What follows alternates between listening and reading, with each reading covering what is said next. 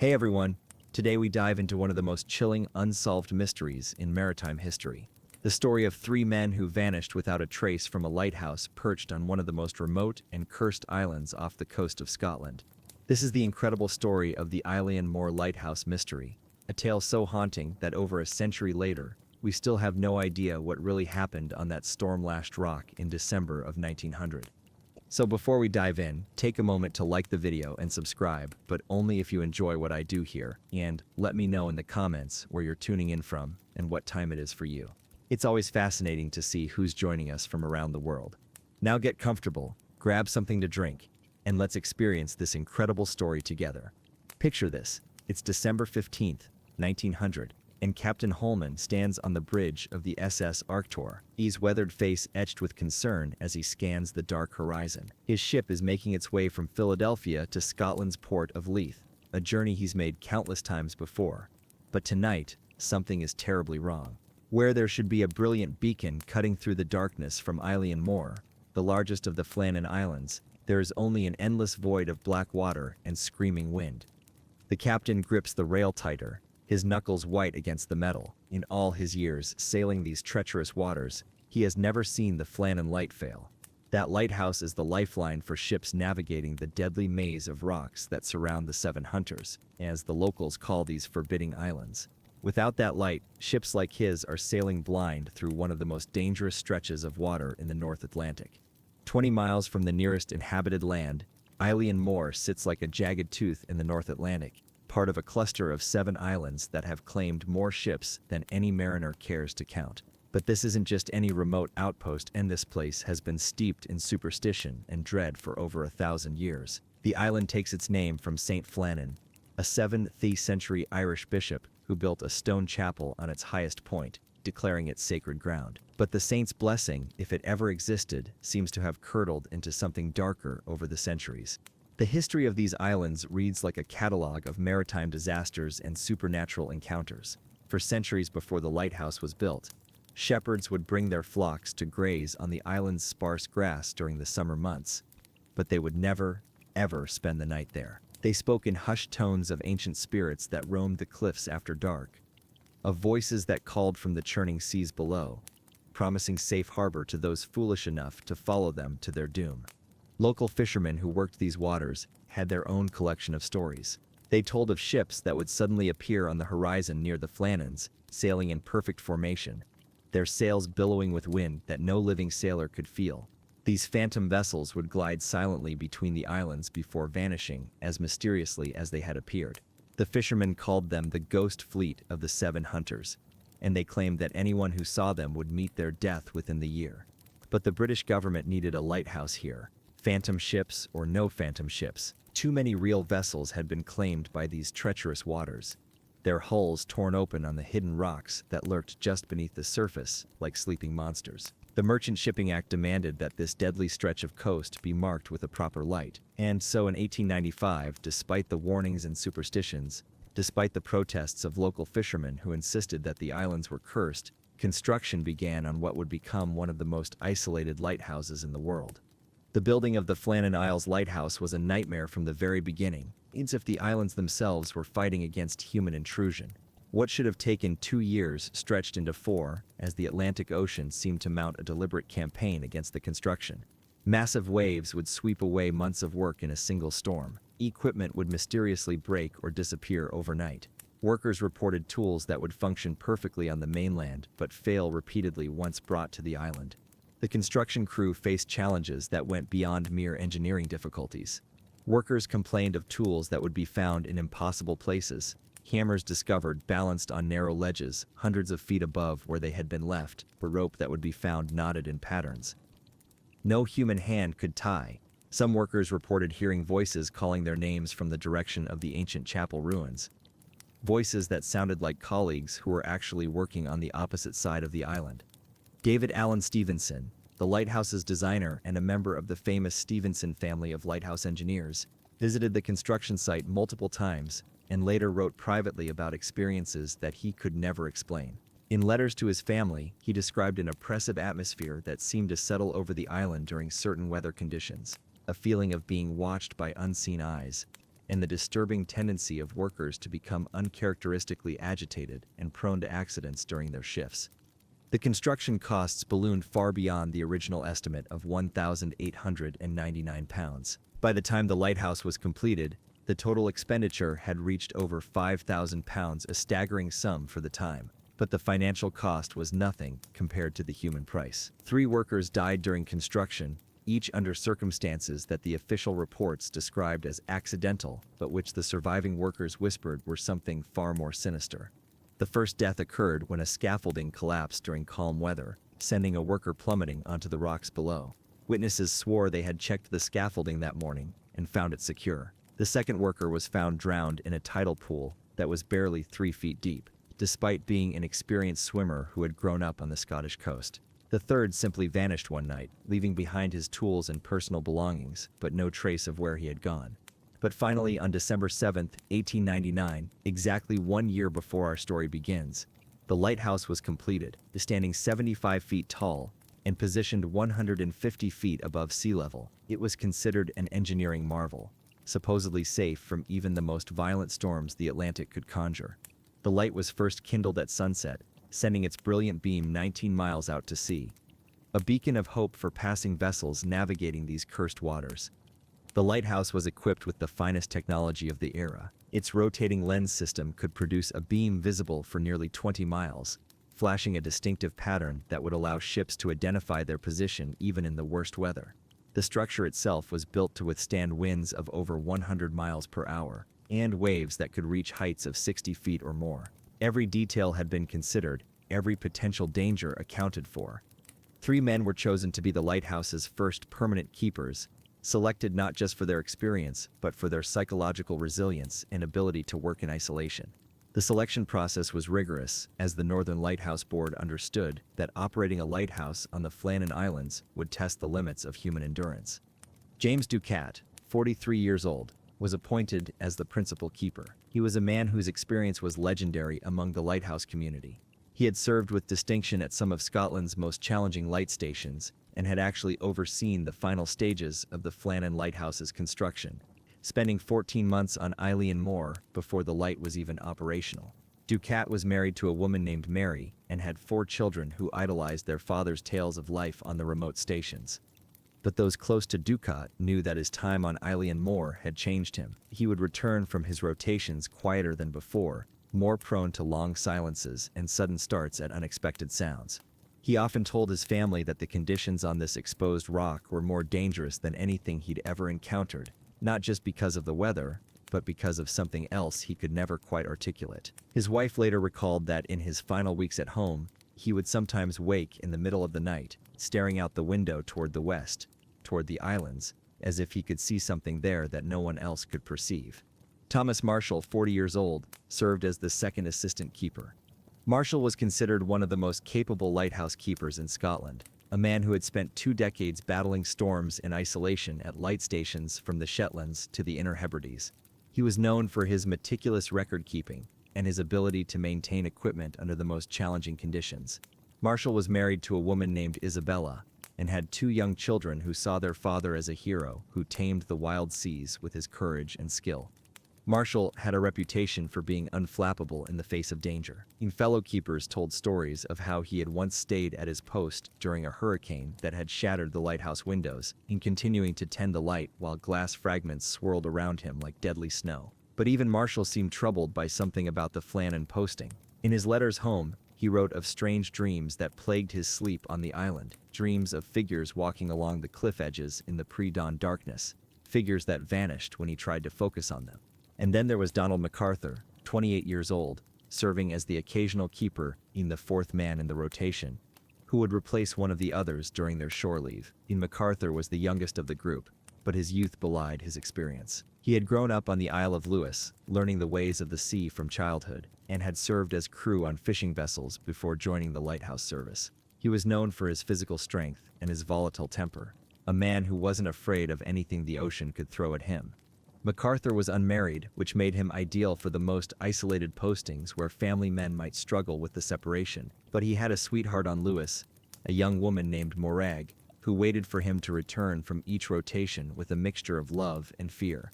She later told investigators that in the weeks before his final departure for Eilean Moor, MacArthur had seemed increasingly agitated, starting fights in the local taverns and speaking darkly about things that weren't right on the island. These weren't novices or men prone to panic. These were seasoned professionals who knew every trick the ocean could play. Men who had stared down countless storms and lived to tell about it. Between them, they had over 60 years of lighthouse experience. They had worked through conditions that would have broken lesser men, maintained their lights through hurricanes that had torn roofs from houses on the mainland, and they had never, not once, abandoned their posts. But something about Eilean Moor was different. Something that would soon drive them to an act that would break every rule they'd sworn to uphold. Something that would lead to their complete disappearance from the face of the earth. But I'm getting ahead of myself. Let's go back to that December night when Captain Holman first noticed the missing light, because that moment marked the beginning of one of the most baffling mysteries in maritime history. At the exact same moment Captain Holman was scanning the horizon from his ship, another man was experiencing the same creeping dread. Roderick Mackenzie stood on Gallen Head on the Isle of Lewis, looking across 20 miles of churning ocean toward where the Eilean Moor light should be blazing like a star fallen to earth. Mackenzie was a gamekeeper by trade, responsible for managing the wildlife on one of Lewis's great estates. He earned an extra £8 a year from the Northern Lighthouse Board to serve as a shore watcher, keeping an eye on the distant lighthouse and reporting any irregularities. For 8 straight nights now, Mackenzie had climbed to his observation point on Gallen Head, and for 8 straight nights, he had seen nothing but darkness where the lighthouse beam should be cutting through the winter gloom. At first, he'd attributed the absence to the harsh weather and the thick sea mist they called har, and that could blanket the islands for days at a time. But as night after night passed without a single glimpse of the light, a terrible certainty began to settle in his chest like a cold stone. Mackenzie was a practical man, not given to flights of fancy or superstition, but he had lived on Lewis all his life, and he knew the moods of the sea better than most. He understood that there were forces at work in these waters that didn't follow the normal rules of nature. As he stood there on that December night, staring into the void where the light should be, he felt something that he had never experienced before. A profound sense that something was terribly, irrevocably wrong out there on the rock. The wind that night carried sounds that seemed almost like voices, calling from the direction of the Flannan Islands. Mackenzie told himself it was just the cry of seabirds or the whistle of wind through the cliffs, but deep in his bones, he knew he was hearing something else. Something that made him grip his lantern tighter and hurry back to the warmth of his cottage, where he would spend the rest of the night staring out his window toward the dark horizon. When Captain Holman's ship reached Leith 3 days later, he immediately reported the missing light to the ship's agents. But it was Christmas season, and bureaucracy moved slowly in those days. Messages had to be copied by hand, sent by rail to Edinburgh, and then processed through the proper channels at the Northern Lighthouse Board headquarters. It wasn't until after the holidays that word finally reached the officials responsible for the lighthouse, and by then, a relief vessel was already scheduled to make its routine supply run to Eilean Moor. The Hesperus was a sturdy steamer designed specifically for servicing remote lighthouses along Scotland's treacherous coast. She was built to handle the worst weather the North Atlantic could produce, and her captain, James Harvey, was one of the most experienced mariners in the lighthouse service. Harvey had been making supply runs to isolated light stations for over a decade, and he knew every rock, every current, every dangerous approach along the Scottish coast. But as the Hesperus fought her way through heavy seas toward the Flannan Islands on December 26, 1900, Captain Harvey felt an unease that he couldn't shake. The weather was rough, but no worse than he had handled countless times before. What bothered him was the reports of the missing light. In all his years of service, he had never known a properly maintained lighthouse to simply go dark without explanation. Standing beside Harvey on the bridge was Joseph Moore, the relief keeper, who was scheduled to begin his rotation on Eilean Moor. Moore was 35 years old, an experienced lighthouse keeper who had worked at several stations along the Scottish coast. He was a religious man, known for his steady nerves and reliable character. But as the Hesperus approached the islands, Moore found himself gripping the rail with white knuckles, his stomach churning with something that had nothing to do with the rough seas. The Flannan Islands emerged from the morning mist like something from a fever dream. The 7 rocky outcrops rose from the churning gray water like the vertebrae of some massive sea monster, their cliffs black and forbidding against the winter sky. Eilean Moor, the largest of the islands, dominated the group, its lighthouse standing like a white finger pointing accusingly at the heavens. As the Hesperus approached the island's treacherous landing, Harvey expected to see the familiar sight of the keepers waiting to greet them, ready to help unload supplies and eager for news from the mainland. The routine was always the same. The keepers would have spotted the ship from miles away and would be standing at the landing platform, waving and calling out greetings. There would be the bustle of activity as supplies were unloaded, mail distributed, and the latest gossip from the mainland shared over hot tea in the lighthouse kitchen. Instead, they found nothing. No flag flying from the lighthouse pole, which should have been raised to signal that all was well. No figures moving about the landing platform. No smoke rising from the lighthouse chimney. The island sat in complete unnatural silence, as if it had been abandoned not for days, but for decades. Harvey felt his stomach clench with a fear he couldn't name. In all his years bringing supplies to remote lighthouses, he had never seen anything like this. Even in the worst weather, even when keepers were ill or injured, they would always find a way to signal that they were alive and well. The lighthouse service had protocols for every conceivable emergency, signals and procedures that ensured contact could be maintained even in the most desperate circumstances. He sounded the ship's horn, the deep, mournful blast echoing off the cliffs and rolling across the water, and the sound seemed to be swallowed by the island itself, leaving only the crash of waves and the cry of seabirds in its wake. Harvey waited, then sounded the horn again, longer this time, the notes rising and falling in the pattern that lighthouse keepers would recognize as a call for response. Still nothing. Harvey ordered a warning flare to be fired, the bright red burst of light arcing high into the gray morning sky before exploding in a shower of sparks above the lighthouse. If the keepers were anywhere on the island, they would see the flare and respond. It was an emergency signal that no lighthouse keeper would ever ignore. The flare faded, its light dissolving into the gray sky, and still the island remained silent and motionless. Harvey turned to Moore, seeing his own fear reflected in the younger man's eyes. "Something's not right here, Joseph," he said, his voice barely audible above the wind. "I need you to go ashore and find out what's happened to them." Moore felt his hands begin to shake as he looked toward the landing platform. The stone jetty jutted out from the base of the cliffs like an accusing finger, slick with spray and treacherous even in good weather. Getting ashore would be dangerous in these conditions, but staying on the ship while 3 men might be lying injured or dead in the lighthouse was unthinkable. "Aye, Captain," Moore replied, though his voice cracked slightly as he spoke. "I'll find them." The process of getting Moore ashore took nearly an hour. The Hesperus had to maneuver carefully to avoid the submerged rocks that surrounded the landing, while Moore climbed into the small boat that would take him to the platform. The boat pitched and rolled in the heavy seas, and more than once it seemed as though it might be dashed against the rocks that lined the approach. But finally, Moore's boat scraped against the stone landing, and he leaped out, quickly securing the boat before it could be swept away by the waves. As he stood on the platform, the silence that enveloped him was absolute and unnerving. Even the seabirds that usually screamed and wheeled around the island seemed to have vanished, leaving only the sound of water against stone and the moan of wind through the cliffs. Moore began the long climb up the winding path toward the lighthouse, his footsteps echoing strangely in the still air. The path was treacherous, carved into the face of the cliff, and offering spectacular views of the churning sea below. But Moore kept his eyes fixed on the lighthouse ahead, unwilling to look down at the rocks where a single misstep could mean death. The path took him past several landmarks that the keepers would have been familiar with.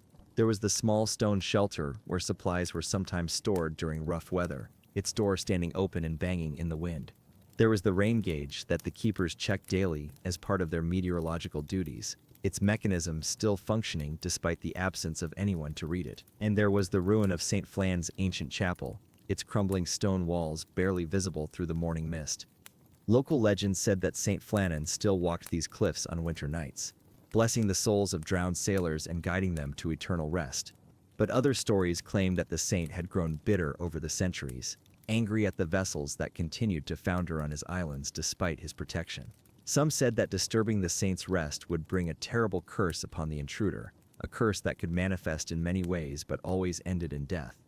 Moore had always dismissed such superstitions as the fantasies of ignorant fishermen, but now, walking alone through this desolate landscape with the weight of 3 men's disappearance pressing down on him, he found himself whispering a quick prayer to whatever powers might be listening. The words seemed to be snatched away by the wind before they could reach any heavenly ears. The lighthouse loomed ahead of him, its white walls stark against the gray sky. Everything looked normal from the outside mine, no signs of damage, no indication of struggle or violence. The windows were intact, the door was closed, the structure itself appeared to be in perfect condition, but the very normalcy of the scene was somehow more disturbing than any evidence of disaster would have been. As Moore approached the entrance to the lighthouse, he noticed something that made his blood run cold. 3 massive birds, black as coal and silent as death, sat perched on the very top of the lighthouse structure. They were unlike any seabirds he had ever seen, too large, too still, too perfectly motionless. They watched him with eyes like black beads, and as he stared back at them, they suddenly took flight, their wings beating with a sound like thunder as they disappeared silently out to sea. Moore stood frozen for a moment, watching the birds vanish into the gray distance. Local fishermen had stories about black birds that appeared before disasters, harbingers of doom that were said to be the souls of drowned sailors seeking vengeance on the living. But Moore shook his head, forcing himself to focus on the task at hand. 3 men were missing, and it was his job to find them. Moore's hand trembled as he reached for the lighthouse door. It was closed but not locked, a violation of protocol in itself, as the door should always be secured against the elements and potential intruders. The brass handle was cold under his fingers, cold in a way that seemed to go beyond the winter weather. He pushed the door open slowly, and the hinges groaned like a dying man's last breath, the sound echoing through the empty building. "Hello?" he called into the darkness beyond the threshold. "You cat? Marshall? MacArthur? It's Joseph Moore from the Relief." Only silence answered him, a silence so complete and absolute that it seemed to have weight and substance. Moore stepped inside, and immediately he knew he was walking into a tomb. The air was cold and still, without the warmth that should have been radiating from the fireplace where the keepers would have been burning coal to ward off the December chill. The entrance hall of the lighthouse was exactly as it should be, but wrong in ways that Moore couldn't immediately identify. Everything was in its proper place, the coats hanging on their hooks, the boots lined up neatly against the wall, the logbooks and weather instruments arranged on their shelf. But there was something missing, some essential quality of life and habitation that should have been present in a building occupied by 3 men. Moore's footsteps echoed through the empty rooms as he made his way through the lighthouse, checking each level with growing horror. The sound of his boots on the stone floor seemed unnaturally loud, as if the building itself was amplifying every noise to emphasize its emptiness. In the kitchen, everything was perfectly in order in a way that was almost obsessive. The dishes had been washed and neatly stacked in precise rows. The table was cleared and polished to a shine. The cooking utensils hung from their hooks in perfect alignment. But the fireplace was cold, its ashes long since turned to dust, and the kettle on the stove was empty and dry. Moore opened the pantry and found it well stocked with provisions, enough food to last the 3 men for weeks. The stores were neatly organized, with each item in its designated place. Nothing had been disturbed, nothing was missing. It was as if the keepers had simply vanished in the middle of their routine, leaving behind a snapshot of normal life frozen in time. The sleeping quarters on the 2nd floor told the same story. Moore climbed the narrow stairs, dreading what he might find behind each closed door, but when he opened the doors to the 3 bedrooms, he found them empty and pristine. The beds were made up with military precision, the sheets pulled tight and the blankets folded at perfect angles. Personal belongings were arranged neatly on the bedside tables, a Bible here, a photograph there, a pipe and tobacco pouch in another room. But there were no signs that the beds had been slept in recently. The sheets were cold to the touch, and when Moore pressed his hand against the pillows, they felt flat and lifeless, as if no head had rested on them for days. In the lamp room at the top of the lighthouse, Moore found that the massive Fresnel lens had been cleaned and polished to perfection. The oil reservoir was full, ready to fuel the light through the long winter night. The clockwork mechanism that rotated the lens was properly wound and in working order. Everything was exactly as it should be for a lighthouse in full operation. But the light had not been lit. The wick was trimmed and ready, but there was no sign that the lamp had been kindled for evening duty. This told Moore that the keepers had completed their morning routine on what would be their last day, but had vanished before it came time to light the beacon for the night. Moore's investigation revealed details that would haunt him for the rest of his life. In the entrance hall, he found 2 sets of yellow oilskin coats hanging on their hooks. The heavy weather gear that no experienced keeper would ever leave behind when venturing outside during a storm. The oilskins were designed to keep a man alive in conditions that would kill him in minutes without protection. For a lighthouse keeper to go outside without his oilskins was tantamount to suicide. But the 3rd set was missing. Someone had gone out into the elements, presumably taking the protection they would need to survive whatever conditions they expected to face outside. This suggested that at least one of the men had left the lighthouse voluntarily, prepared for the weather he would encounter. As Moore continued his search, he discovered other disturbing details. The clocks throughout the lighthouse had stopped at different times, their hands frozen as if time itself had somehow fractured within the building. In the kitchen, the clock showed 8:45. In the lamp room, another clock had stopped at 10:20. A 3rd clock in the living quarters had ceased its ticking at 11:35. In one of the rooms, Moore found a slate board where the keepers logged their daily activities and weather observations. The entries, written in different hands, chronicled the routine life of the lighthouse, times when the light was lit and extinguished, weather conditions, the state of the equipment, visitors to the island. The final entry, written in Thomas Marshall's careful handwriting, was dated December 15th and read simply, "Storm ended. Sea calm. God is over all." The phrase "God is over all" would puzzle investigators for years to come. It wasn't the sort of language that lighthouse keepers typically used in their official logs, and Marshall was known for his practical, matter-of-fact approach to record-keeping. What had prompted him to write those words? What did he mean by invoking divine protection or oversight in his final entry? But here's where the story takes an even stranger turn, because Moore would later report finding additional logbook entries that painted a picture of 3 experienced men slowly descending into terror during the days leading up to their disappearance. These entries, if they were genuine, revealed a story far more disturbing than simple accident or misadventure. According to Moore's account, the logbook contained entries from the days before December 15th that described experiences that defied rational explanation. On December 12th, Marshall had supposedly written about a storm of unprecedented violence, winds unlike anything he had seen in his 20 years at sea. The entry described howling gales that seemed to come from all directions at once, waves that crashed against the lighthouse with such force that the entire structure shook on its foundations. But what made the entry truly unsettling was its description of the storm's effect on the 3 keepers. According to the log, Ducat, the oldest and most experienced of the men, had fallen into complete silence, sitting by the window and staring out at the raging sea without speaking for hours at a time. MacArthur, known throughout the lighthouse service for his toughness and volatile temper, was found crying like a child, overcome by fear he couldn't explain or control. The December 13th entry supposedly described the storm continuing with unabated fury, with all 3 men joining together in prayer for deliverance.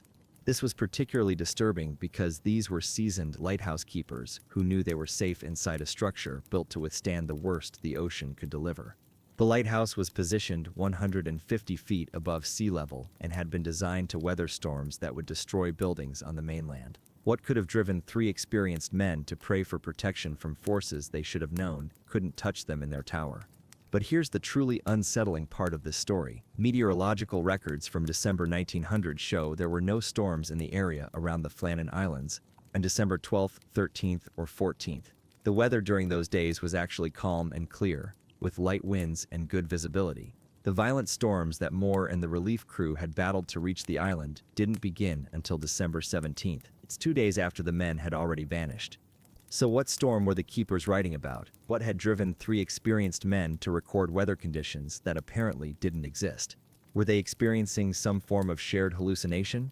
Or had they encountered something that transcended normal weather patterns?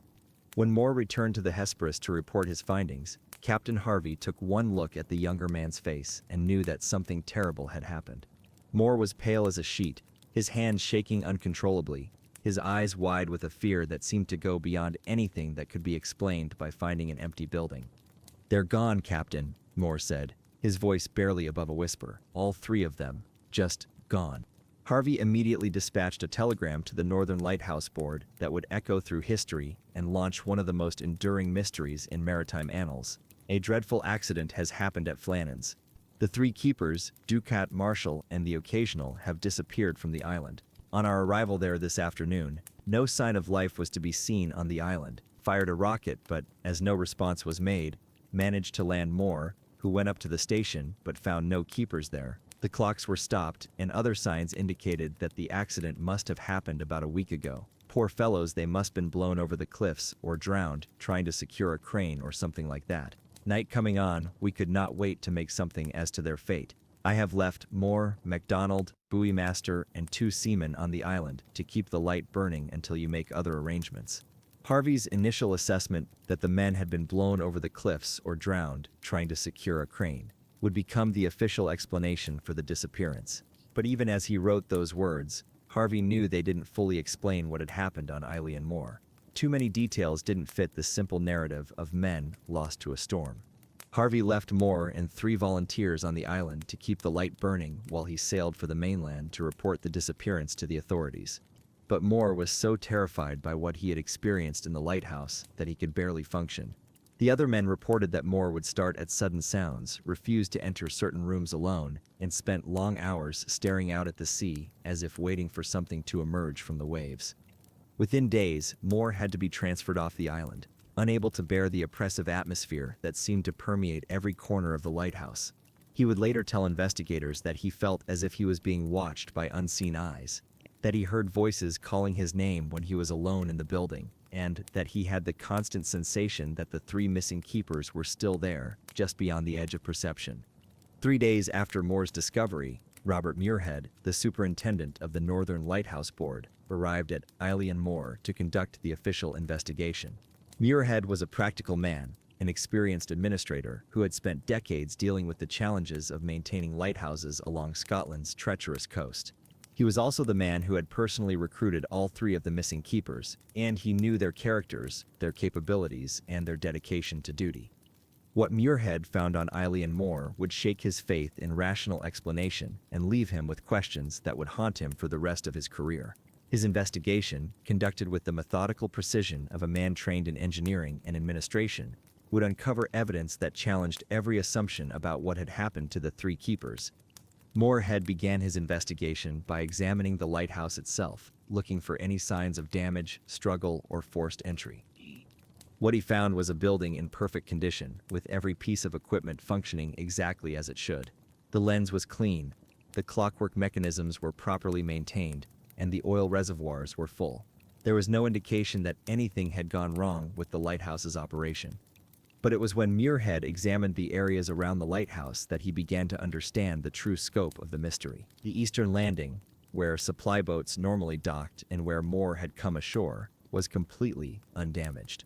The equipment there was in perfect order, the ropes were properly coiled, and the crane used for lifting supplies was in its normal position. But the western landing told a very different story. Here, Muirhead discovered evidence of destruction so severe that he would later write it was difficult to believe unless actually seen. The scene that greeted him defied rational explanation and suggested forces at work that went far beyond normal weather patterns. A storage box that had been positioned 110 feet above sea level, safely above the reach of any normal wave, had been smashed to pieces, its contents scattered across the rocks like confetti. The box had been built to withstand hurricane-force winds and was designed to protect essential supplies during the worst storms. For it to have been destroyed required forces that Muirhead had never encountered in his decades of lighthouse engineering. Iron railings designed to withstand winds of over 100 miles per hour had been bent and twisted like paper clips, some of them torn completely from their moorings and hurled dozens of yards from their original positions. These railings were built to protect keepers from being blown off the landing during severe weather, constructed with materials and techniques that had proven effective at lighthouses throughout Scotland. A section of railroad track used for moving supplies up from the landing had been torn completely out of the concrete foundation where it had been anchored. The track was made of heavy iron and had been set in concrete designed to last for decades. Removing it should have required specialized equipment and hours of labor, but here it had been ripped out as if by some tremendous force and thrown aside like a discarded toy. Most shocking of all, a boulder weighing more than a ton had been moved from its position near the cliff edge. The rock had been there for centuries, a permanent landmark that keepers used for navigation and reference. It had apparently been picked up and hurled through the air, coming to rest in a position that would have required forces beyond human capability to achieve. At the top of the cliff, more than 200 feet above sea level, Muirhead found that turf had been ripped away as far as 30 feet from the cliff edge. The ground looked as if it had been scraped by some enormous claw, leaving bare earth and scattered stones where thick grass had grown for generations. This was ground that should have been completely safe from any wave action, no matter how severe the storm. But remember, according to weather records, there had been no storms during the time when the men disappeared. The meteorological data showed calm conditions with light winds and good visibility. So what force had caused this incredible destruction? Muirhead's investigation led him to examine the clothing and personal effects left behind by the missing keepers. In the lighthouse, he found a complete set of clothing for each man, everything they would need for their daily duties. But crucially, he discovered that 2 sets of oilskin coats were missing, while the third remained hanging on its hook in the entrance hall. This discovery would prove to be one of the most puzzling aspects of the entire mystery. The oilskin coats were essential survival gear for lighthouse keepers, designed to protect them from the crushing force of waves and the killing cold of winter storms. No experienced keeper would venture outside during rough weather without this protection. It would be tantamount to suicide. The fact that 2 sets were missing suggested that Ducat and Marshall had gone outside together, prepared for whatever conditions they expected to encounter. But why had MacArthur left his oilskins behind? Had he rushed outside to help his colleagues, not taking time to properly equip himself? Or had he left the lighthouse under different circumstances entirely? Muirhead also discovered that the lighthouse door had been securely closed and the entrance gate had been properly fastened. This suggested that whoever had been the last to leave the lighthouse had taken the time to secure the building properly, not the action of men fleeing in panic or responding to a sudden emergency. Based on the evidence he had gathered, Muirhead formulated a theory about what had happened to the 3 keepers. He believed that Ducat and Marshall had gone down to the western landing to secure equipment during what they perceived as a severe storm. While they were there, they had been swept away by a massive wave that had also caused the destruction he had observed at the landing. MacArthur, according to Muirhead's theory, had either witnessed his colleagues being swept away or had discovered their absence and rushed out to help them. In his haste, he had not taken time to put on his oilskin coat, leaving the lighthouse in his shirt sleeves during what must have been brutal weather conditions. He too had been claimed by the same fate that had taken his colleagues. But this explanation, while superficially plausible, left too many questions unanswered. Why would 3 experienced keepers all leave the lighthouse at the same time, violating the most fundamental rule of lighthouse operation, that one man must always remain on duty to tend the light? Why had they perceived a deadly storm when the weather was actually calm? And most disturbing of all, if they had been swept out to sea, why were their bodies never found? In the weeks following the disappearance, search parties combed every inch of the surrounding waters and coastline. Ships were dispatched to search the area around the Flannan Islands, and shore parties examined every beach and cove within a 50-mile radius. The currents and tides of the area were well known, and searchers knew exactly where bodies swept from the islands would likely wash ashore. But not a single trace of the 3 men was ever discovered. No bodies, no clothing, no personal effects. It was as if they had simply evaporated into the North Atlantic mist, leaving behind only the evidence of their presence and the mystery of their disappearance. The official investigation concluded that the men had been swept away by a freak wave while trying to secure equipment during a storm. The case was closed, filed away in the archives of the Northern Lighthouse Board, and the business of maintaining the lighthouse continued. But for those who knew the sea and understood the ways of experienced lighthouse keepers, this explanation felt hollow and incomplete. The mystery deepened when modern researchers began to examine the evidence more closely. In the 1990s, investigative journalist Mike Dash conducted a thorough review of the case for 14 Times magazine, and his findings cast serious doubt on some of the most compelling aspects of the story. Dash discovered that the famous logbook entries describing the supernatural storm, those haunting accounts of experienced men, reduced to tears and prayer by forces beyond their understanding, were likely fictional additions created years after the fact. The entries appeared to have been fabricated by writers and journalists who wanted to add drama to an already compelling mystery. The real logbook, according to Dash's research, contained only routine entries about weather conditions and lighthouse maintenance. The final entry, dated December 15th, was mundane and matter-of-fact, with no mention of supernatural storms or psychological distress. This finding stripped away some of the mystery's most dramatic elements, but it also raised new questions about what had really happened to the 3 men. Without the elaborate storm narrative, the mystery becomes both simpler and more complex. Simpler because it removes the supernatural elements that had captured the public imagination for decades. More complex because it forces us to look for rational explanations for what remains an utterly baffling disappearance. But even stripping away the embellishments, the core mystery remains as compelling today as it was in 1900.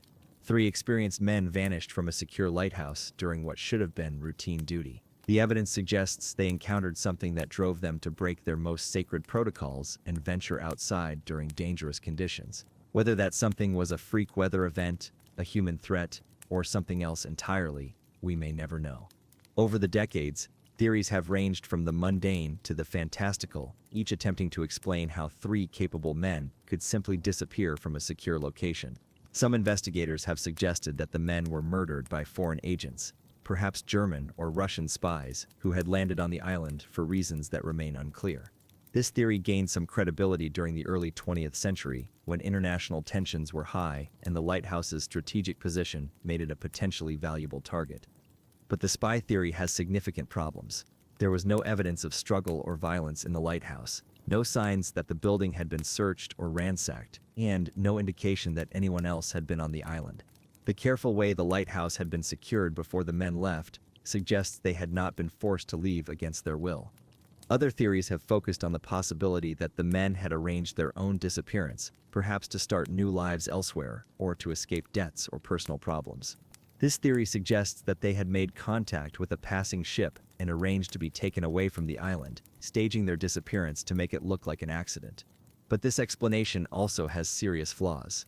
Ducat and MacArthur were both married men with families they loved and children they were devoted to. They had no known financial problems or personal difficulties that would have driven them to abandon their lives. Marshall, while unmarried, was known for his reliability and dedication to duty. The idea that all three men would have conspired to fake their deaths seems highly unlikely given what we know about their characters.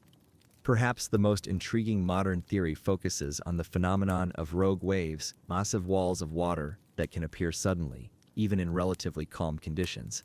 These waves, sometimes called freak waves or monster waves, can reach heights of over 100 feet and are capable of incredible destruction. They occur when multiple wave systems converge, creating a single wave of extraordinary size and power. Rogue waves were not well understood in 1900, and their existence was often dismissed as maritime folklore. But modern oceanographic research has confirmed that these waves are real and can occur with little warning. They have been responsible for numerous maritime disasters, including the loss of large ships that simply vanished without trace. The geography of the Flannan Islands makes them particularly susceptible to rogue wave formation. The island's many caves and narrow channels can cause waves to converge and amplify, creating conditions where a single massive wave could suddenly appear and cause tremendous destruction. Such a wave could explain both the damage found at the western landing and the disappearance of the men. Walter Aldebert, a lighthouse keeper who worked on Eilean Moor in the 1950s, conducted his own investigation into the mystery by photographing waves crashing against the cliffs during storms. His photographs showed waves so powerful that their spray reached far above the 200-foot cliff edge, demonstrating that the sea was capable of forces that could threaten even the highest areas of the island.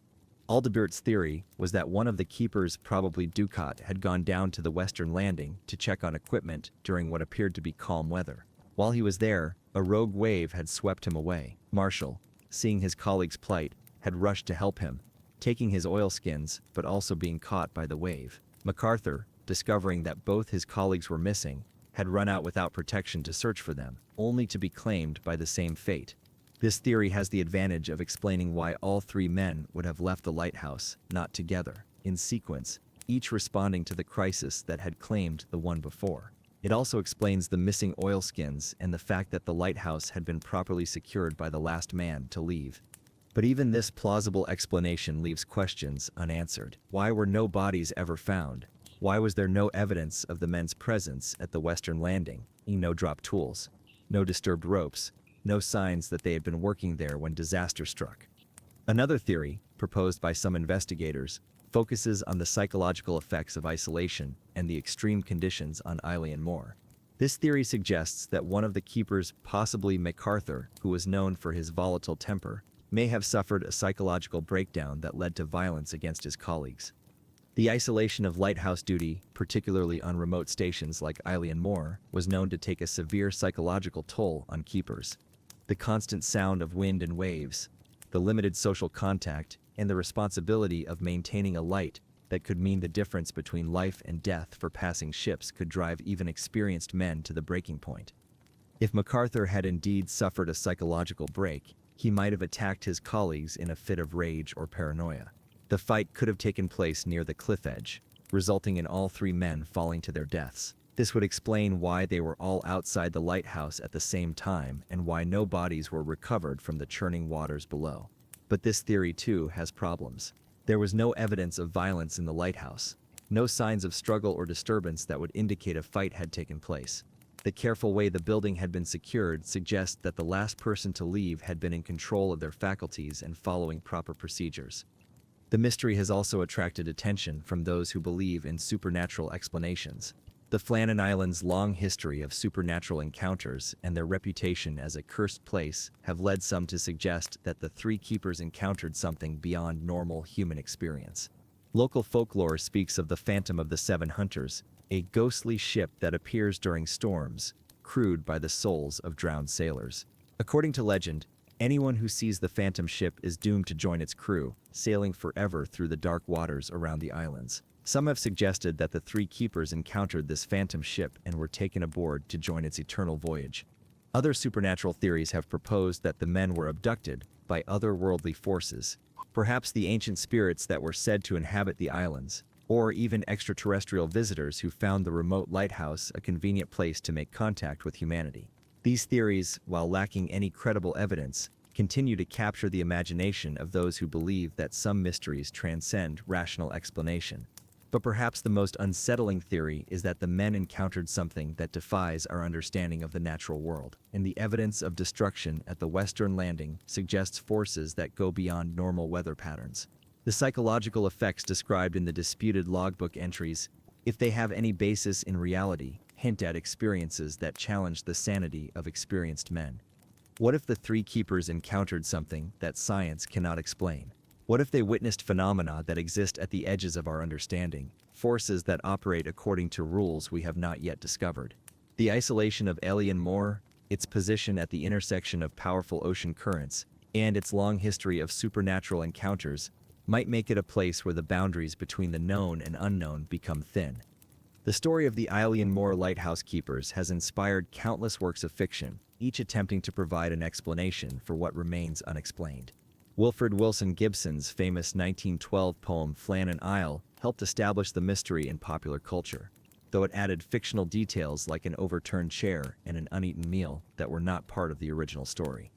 The mystery also inspired Peter Maxwell Davies' 1979 chamber opera, The Lighthouse, which presents a psychological interpretation of the events, suggesting that the isolation and stress of lighthouse duty drove the men to madness and violence. The opera's dark vision of human nature under extreme conditions has been praised for its psychological insight, even if it cannot provide definitive answers about what really happened. In 2018, the mystery was brought to a new generation through the film The Vanishing, starring Gerard Butler as James Ducat. The film takes considerable liberties with the historical facts, presenting a story of greed, paranoia, and murder that unfolds when the keepers discover a chest of gold washed ashore.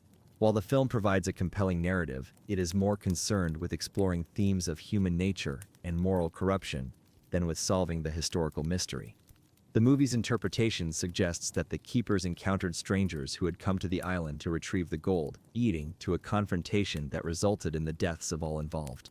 This fictional scenario allows the filmmakers to explore how ordinary men might react to extraordinary circumstances, but it doesn't shed any light on what actually happened to the real Ducat, Marshall, and MacArthur. What makes the Eilean Moor mystery so compelling isn't just the disappearance itself, but what it reveals about the limits of human knowledge and understanding. In our age of satellite surveillance, GPS tracking, and instant communication, it's almost impossible to imagine three people simply vanishing from the face of the earth without leaving some trace of their fate. But in 1900, on a remote island 20 miles from civilization, such things were not only possible but perhaps inevitable. And the sea was still largely mysterious. weather patterns were poorly understood, and the psychological effects of isolation were not yet recognized by medical science. The three keepers were operating at the very edge of human knowledge and capability, in a place where the rules of normal life did not apply.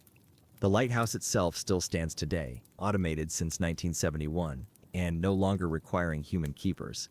The building has been modernized with solar panels and electronic equipment, but its basic structure remains unchanged from the days when Ducat, Marshall, and MacArthur tended its light. The islands remain as remote and forbidding as ever, swept by Atlantic storms and shrouded in mist for much of the year.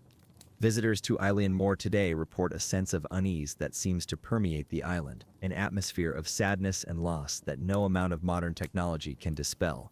Some claim to hear voices calling from the direction of the lighthouse, voices that might belong to three men who are still trying to complete their final watch.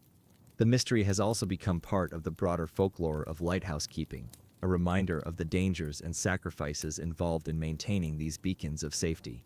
Lighthouse keepers were among the most isolated workers in the world, spending months at a time on remote rocks and islands, responsible for lights that could mean the difference between life and death for passing ships. The working conditions were harsh, the pay was modest, and the psychological toll was severe.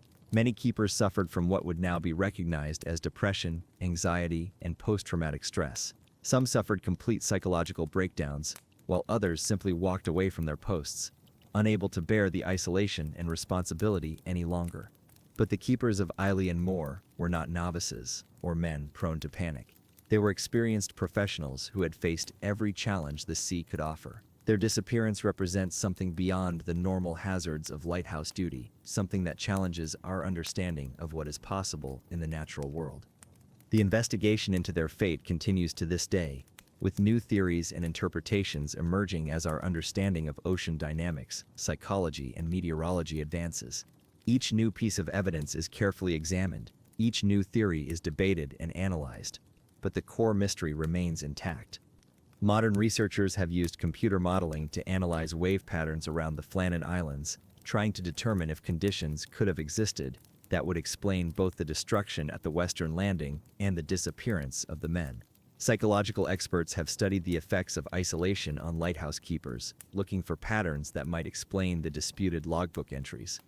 But for all our modern knowledge and technology, we are no closer to solving the mystery than investigators were in 1901. The three men who vanished from Eilean Moor have taken their secrets with them, leaving behind only questions that may never be answered, and a story that continues to haunt everyone who hears it. Perhaps that is the true power of the Eilean Moor mystery. Not just what happened to three men on a remote island, but what their disappearance tells us about the nature of mystery itself. In a world where we believe science and technology can explain everything, the story of the lighthouse keepers reminds us that there are still places where the unknown holds sway, in where ordinary people can encounter extraordinary circumstances, and where some secrets may be too dark for human understanding to penetrate. The Flannan Isles keep their secrets still, wrapped in Atlantic mist and the cries of seabirds that wheel eternally around their cliffs. And somewhere in those churning waters, three lighthouse keepers continue their watch, guardians of a mystery that time itself cannot solve, witnesses to events that may forever remain beyond our comprehension. Their story stands as a testament to the courage of those who choose to work in the most isolated and dangerous places on Earth, and as a reminder that even in our modern age, there are still mysteries that challenge our understanding of what is possible. The light of Eilean Moor still shines across the dark waters, but it illuminates a story that remains as mysterious today as it was on that December morning in 1900, when Joseph Moore first discovered that three men had simply vanished from the face of the earth. Whatever took James Ducat, Thomas Marshall, and Donald MacArthur from their lighthouse on December 15, 1900, and left behind one of history's most enduring mysteries. A story that reminds us that no matter how much we think we know about the world, there are still places where the impossible becomes possible, where the unknown still holds dominion, and where some questions may never find their answers in the light of human understanding.